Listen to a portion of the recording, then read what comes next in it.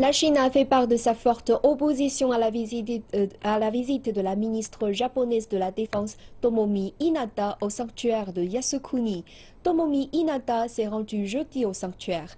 Le ministère chinois des Affaires étrangères a réagi rapidement. Sa porte-parole Hua Chunying a déclaré que la Chine allait faire une représentation solennelle auprès du Japon.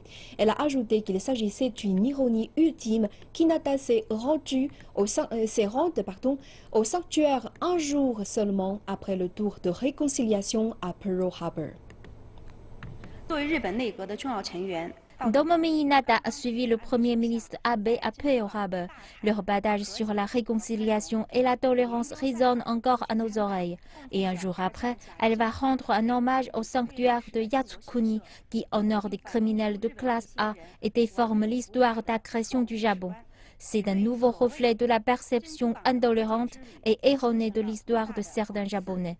C'est également ironique après la soi-disant tournée de réconciliation à Pearl Harbor, ce qui nous met en état d'alerte élevé en ce qui concerne les actes et les intentions véritables du Japon.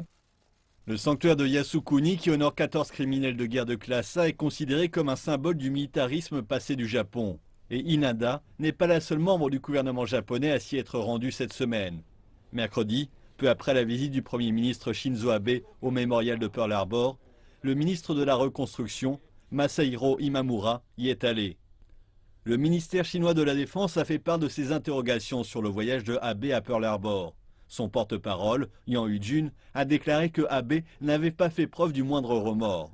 Abe a utilisé le terme courageux pour se référer aux officiers militaires japonais qui étaient morts lors de l'attaque de Pearl Harbor. Et il a même mentionné l'Empire japonais. Il a ajouté que les pacifistes devaient se tenir en état d'alerte contre de tels mots.